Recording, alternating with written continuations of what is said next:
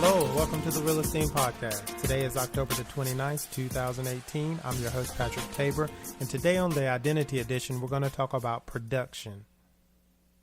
If you're accessing our podcast through any of our providers, Stitcher, iTunes, SoundCloud, iHeartRadio, Spotify, or Spreaker, please subscribe so you can get a notification when we make new ones available. If you'd like to listen to any old podcasts or get a copy of our book, Real-Esteem, Finding Your Identity in Christ, please visit us at enith.com, EYNIITH.com.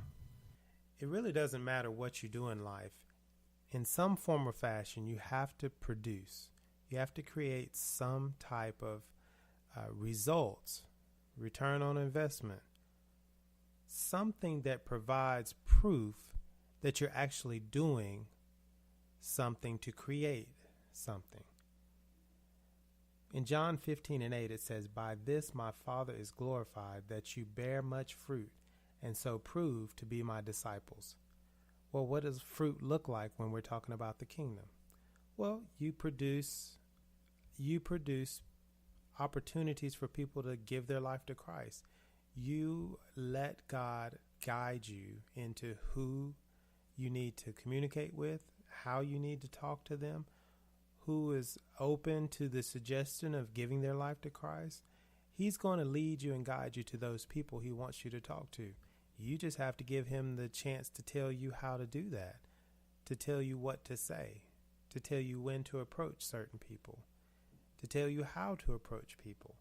In that, when he gives you that information and you follow through on it, it's going to create production. Anything you do in life, as long as you consistently work at it, it's going to produce something.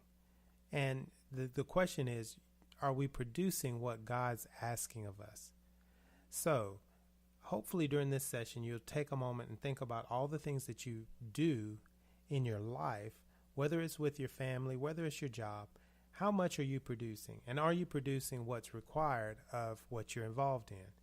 Galatians 5:22 through 23 says, "But the fruit of the Spirit is love, joy, peace, patience, kindness, goodness, faithfulness, gentleness, self-control. Against such things there is no law." You have to produce in God's kingdom. In other words, you have to be nice. You have to care about people. You got to show love and peace. You have to be patient. You have to have faithfulness. People need to see these things in action.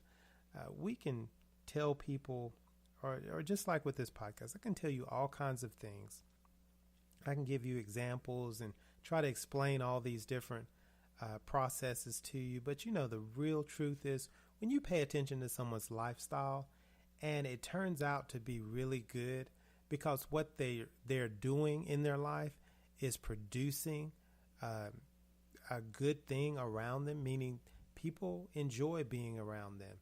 People love to listen to them talk, or there's things that they say that encourages them. They're always giving somebody good advice, not selfish advice, if you will. Their environment the environment that they create is pleasant. They're not off-putting, or they don't give you the impression that they really don't want to be around you. You have to be a type of person that is concerned about people. We've learned this in at our church recently. It's really good that the main thing and the most important thing in life really is people. If you're going to be a Christian, you have to learn how to be a people person. In other words, you can't hide in a room. You can't hide in a closet. You can't stay away from people and expect to be able to do or complete or produce what God's requiring of us. It's just not possible.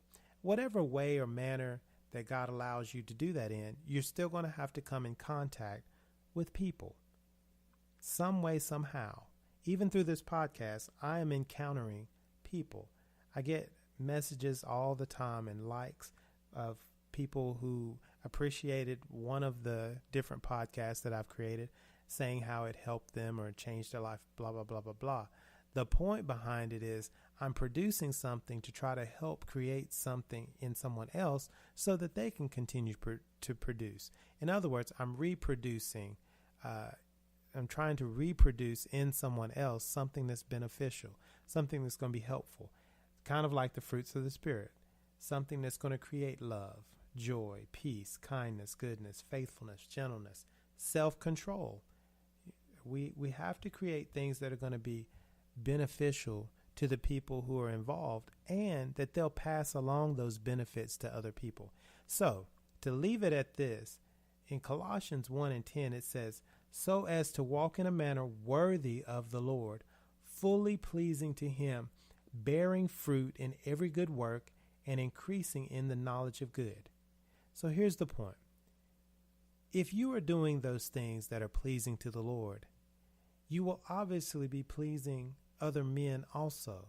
There will be people that will be affected, or their lives will be affected by the things that you do and say, so much so that it'll be a benefit to them. That being a benefit makes them want to get to know more about you, to learn more about you, to be around you more, because they love receiving that benefit. And so much so that it gives them the encouragement to go and help someone else in the same manner. In other words, you're helping more than just the one individual that you're getting the opportunity to minister to. You may be helping that person's spouse, that person's children, that person's mother or father, brother or sister. You are reaching into the lives of an individual, and everybody around them can be affected by your good works.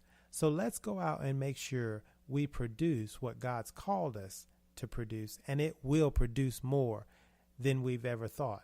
If you really can imagine this, an apple tree produces many apples, but every seed inside an apple, you have no real mindset of how many apple trees that apple seed will create.